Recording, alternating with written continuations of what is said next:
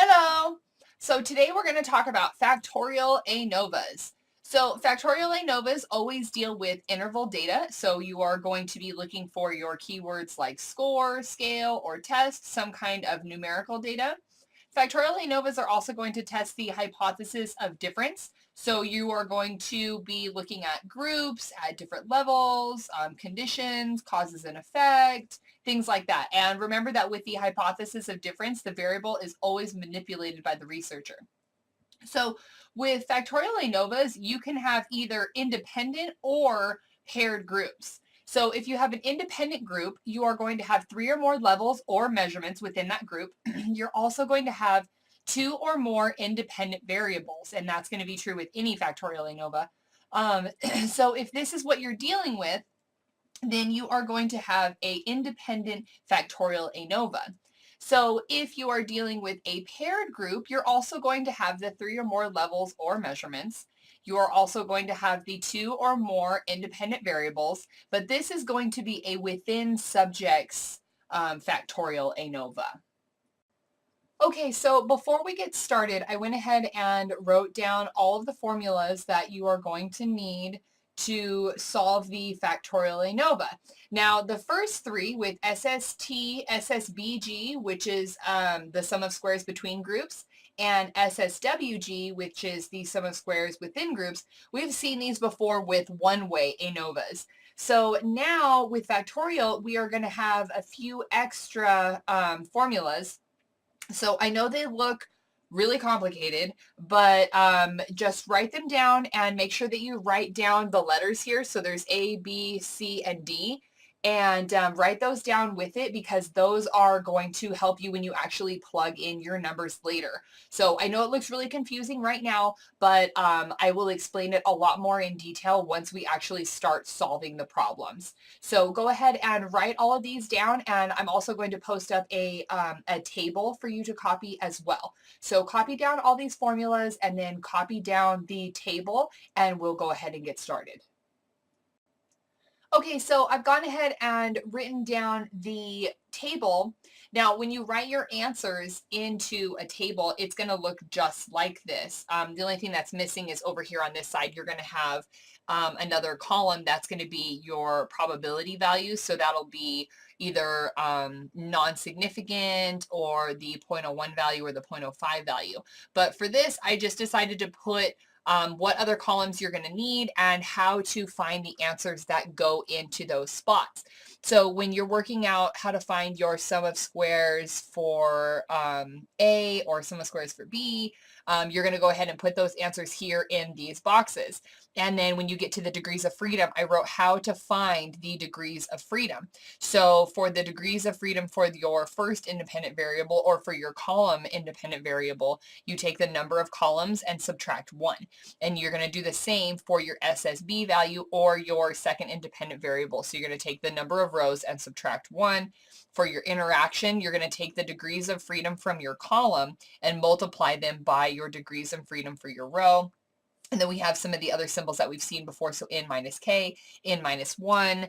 And then you're going to go ahead and move on to your MS values. So you'll have SSA divided by the degrees of freedom for your columns, SSB divided by your degrees of freedom for your row, and so on and so forth. So for each of these boxes, you're going to have an answer in there. And this is just how to find those answers. And I've gone ahead and wrote a couple extra little notes. So K, if you remember correctly, was the levels or conditions, the number of levels or conditions that we have. For something like this, you can also have it as the number of boxes. And when we look at the problem, I will explain the boxes. And I went ahead and wrote down this as well. When you are plugging in your values to look on your table, you're going to go ahead and put your degrees of freedom for your column or your row here. Only do it if that is the same number. If you have different numbers for your degrees of freedom for your columns as you do for your degrees of freedom for your rows, you're going to have to make 2 of these. And remember that you're going to have to do for the 0.01 value and the 0.05 value as well. And then over here on this side, you're going to put the degrees of freedom within groups. So go ahead and write down this information as well, and we will go ahead and get started. Okay, so let's go ahead and look at a problem.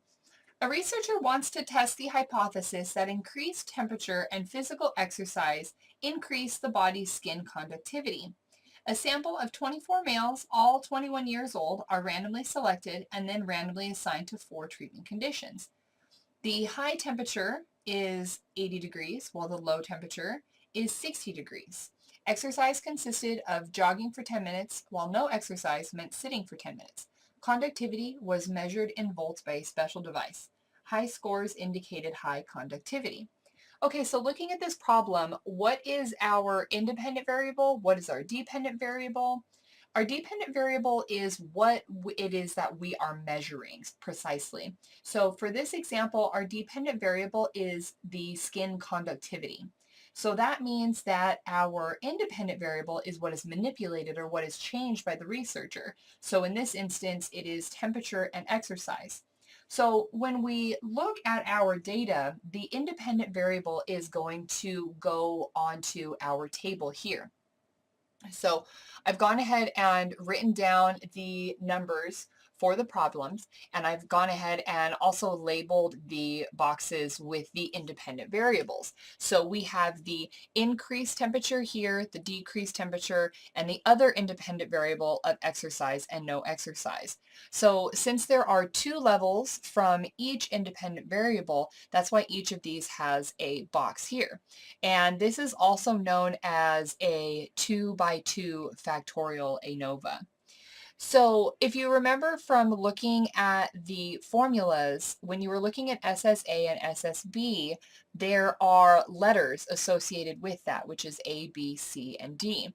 And I have gone ahead and labeled these boxes A, B, C, and D. If you are going to use those formulas with the associated letters, it's important that you label all of your boxes with any factorial ANOVA in that same fashion. So whenever you get another factorial ANOVA, it's important that in order to follow that formula, you label your boxes as such. So always label this box A, this box B, this box C, and this box D, and so on. Because otherwise the letters that are associated with it will not match up and your answers are going to be incorrect. So when you look at your formulas, there are a number of things that we are going to need to solve all of those formulas. And I've gone ahead and written those down for each individual group. So we've got our N value here, which is how many people are in each group. So this particular group. And then we've got our means for this group. We've got the sum of the raw scores. Then we've got the sum of the raw scores squared. And I've done that for each individual group. And we're also going to need information here, which is from all the boxes. So the large N is how many people we have in our study. Then we need the sum of the raw square, or the sum of the raw scores for all of the boxes. So once we get these values, we're just going to add all of those up and put those here. We're also going to need the sum of the raw scores squared. And then our K value, which I talked about a little bit before, was our the number of levels that we have. Or when you're dealing with factorial ANOVAs, how many boxes you have. So if you look at our boxes, we have 1, 2, 3, 4 boxes. So that's how many levels we've got here. So that's going to be 4. Okay, so let's go ahead and get the numbers ran and get some of this stuff solved. Okay, so let's go ahead and do the easy stuff first. So we are going to start out by finding our N value, which is how many people we have in each group.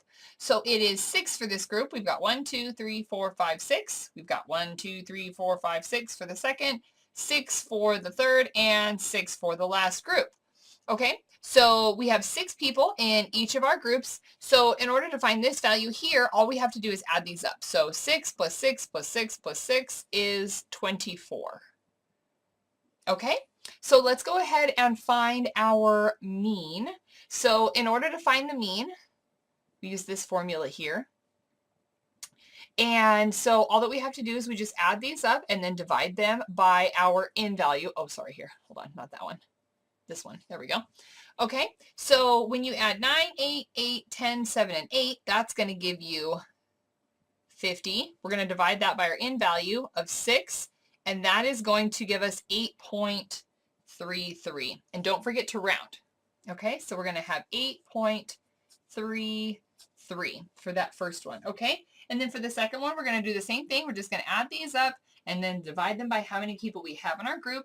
That's going to give us 3.67. And then for this one, we are going to have 5.33. And for group D, we are going to have 1.83. Okay, so next, why don't we go ahead and sum up all of the raw scores. So we're just going to add all of these up, and that's going to give us our value here. So when we add 9, 8, 8, 10, 7, and 8, that is going to give us 50. When we add up all of these scores here, that's going to give us 22. And then when we add up these, we will get 32. And then for this last one, we're going to get 11. Okay, so next we're going to find the sum of the raw scores squared. So we're going to square each of these and then add up the squared scores. So we're going to square 9. That's going to give us 81. And then we're going to square 8. That's going to give us 64. And then we're going to add all of those values up.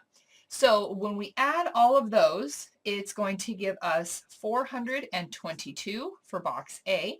That is going to give us 84 for box B and 176 for box C, and then 23 for box D. Okay, so now let's go ahead and get these values over here. Okay, so we need the sum of the raw scores, so we're just going to add up each one from each box. So we have 50 plus 22 plus 32 plus 11. Okay, so that's going to give us 115. Okay, and we're going to do the same thing for this here. We're just going to add up these values here. So we have 422 plus 84 plus 176 plus 23. And that's going to give us 705. Okay, and so now we have enough information to go ahead and start solving for the sum of squares values.